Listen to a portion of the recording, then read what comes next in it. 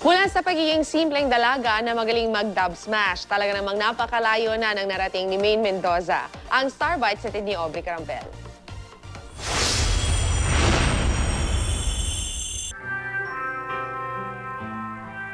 Sa kwentong Itbulaga ng Kalye Serye star na si Maine Mendoza, nag-reminisce si Maine kung paano siya napasama sa longest-running noontime show ng bansa.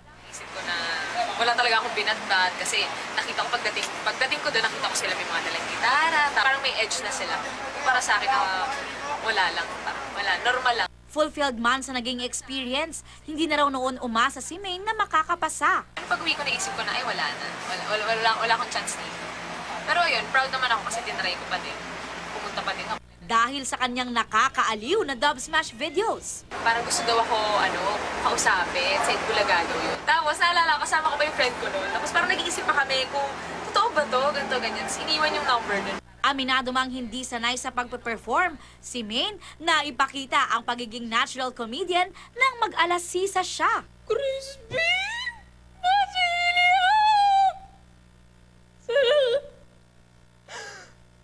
Asan na kayo?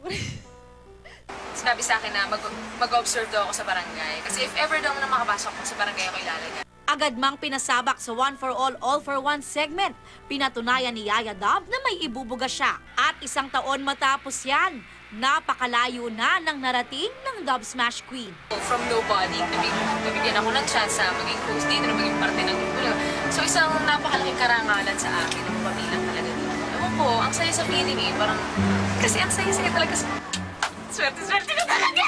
Ako, okay na ako na mag-host ng dito forever.